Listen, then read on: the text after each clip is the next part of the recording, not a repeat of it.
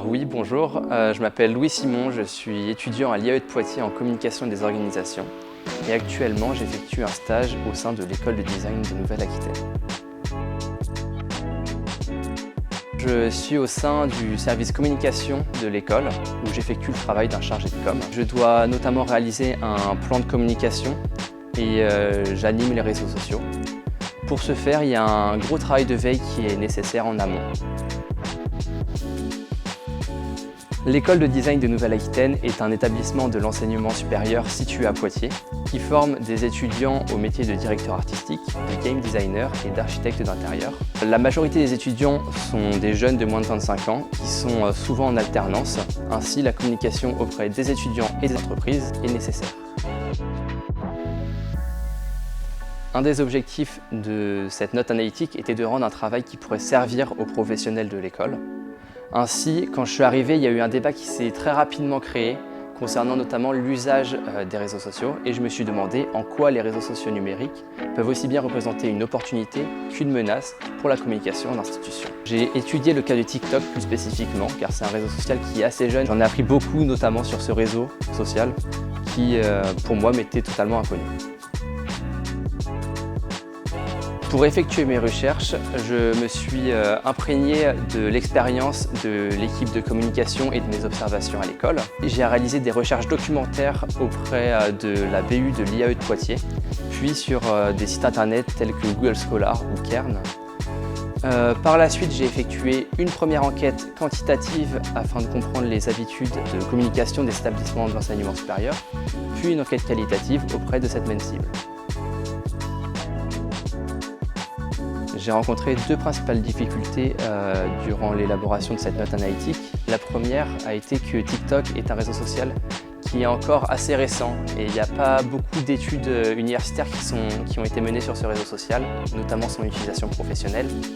J'ai donc dû trouver des articles qui portaient sur l'utilisation des réseaux sociaux en général et trouver des similitudes avec TikTok. La deuxième difficulté a concerné la cible de nos enquêtes quantitatives.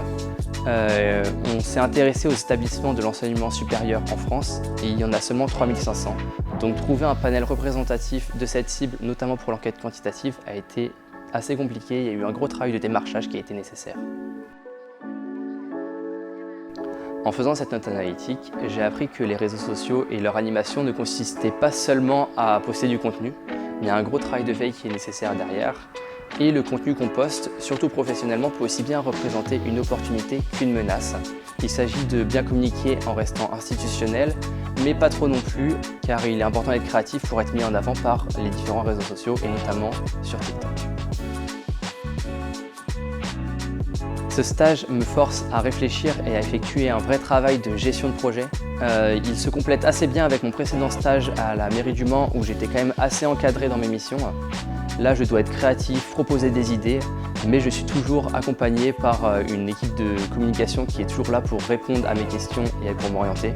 Et j'apprends également beaucoup aussi des différents professeurs et des étudiants de l'école.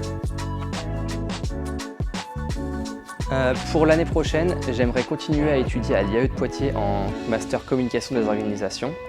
En parallèle, j'aimerais effectuer mon alternance ici toujours à l'école de design de Nouvelle-Aquitaine car il y a plein de projets qui vont arriver et vraiment je suis entouré par une équipe de communication qui m'apporte beaucoup et je sens que je grandis ici et que j'apprends énormément professionnellement.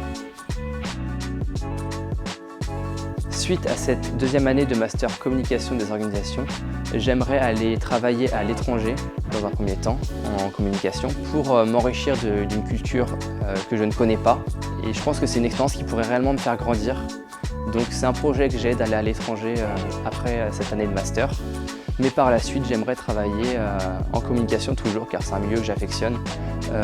Pourquoi pas dans une institution comme je suis ici ou dans la communication territoriale que j'affectionne vraiment beaucoup.